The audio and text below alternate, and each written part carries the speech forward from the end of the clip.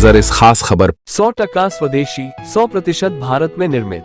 26 साल पहले पोखरण परमाणु परीक्षण पर क्या बोले प्रधानमंत्री नरेंद्र मोदी?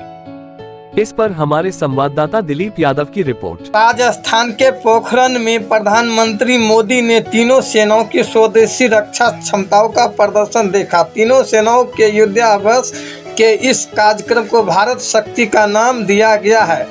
भारत की तीनों सेनाओं थल सेना, जल सेना और वायु सेना ने 50 मिनट तक युद्धाभ्यास किया। कार्यक्रम में मेक इन इंडिया के तहत स्वदेशी हथियारों का भी प्रदर्शन किया गया है। 100% स्वदेशी, 100% भारत में निर्मित, आगे लिखते हुए एक्सपर्ट ट्वीट किया गया।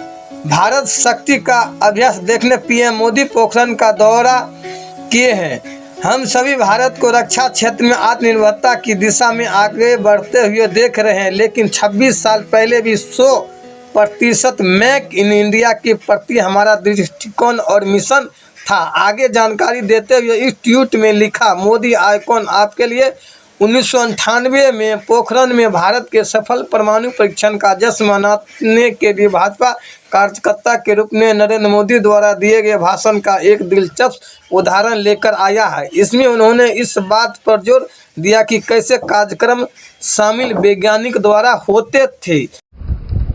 साथियों, आजादी के बाद से एक दुर्भाग्य ये रहा कि जिन्होंने दशकों पर देश पर शासन किया, वो देश की सुरक्षा को लेकर गंभीर नहीं रहे। हालत ये थी कि आजादी के बाद देश का पहला बड़ा घोटाला सेना में खरीद के दौरान ही हुआ। उन्होंने जानबूझकर भारत को रक्षा जरूरतों के लिए विदेशों पर निर्भर रखा। आप जरा 2014 से पहले की स्थिति याद कीजिए।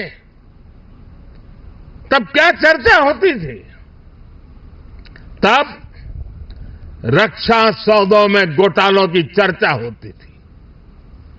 दशकों तक लटके रहे रक्षा सौदों की चर्चा होती थी। सेना के पास इतने दिनों का गोला बारूद बचा है, ऐसी चिंताएं सामने आती थी।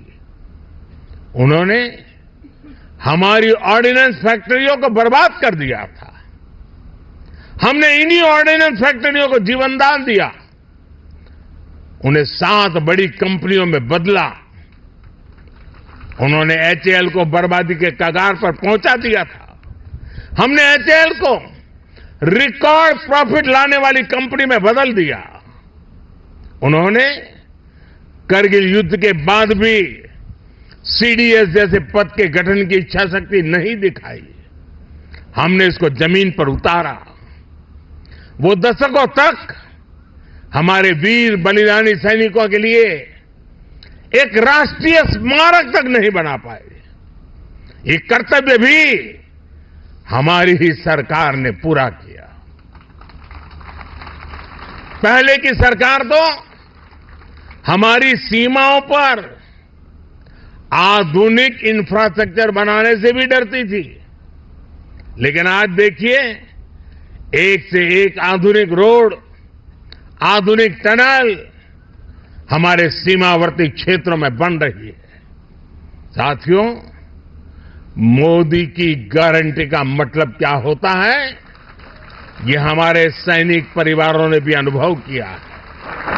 आप याद कीजिए, 4 दशकों तक OROP, one rank one pension को लेकर कैसे सैनिक परिवारों से झूठ बोला गया, लेकिन मोदी ने ओआरओपी लागू करने की गारंटी दी थी और उस गारंटी को बड़े शान के साथ पूरा भी कर दिया।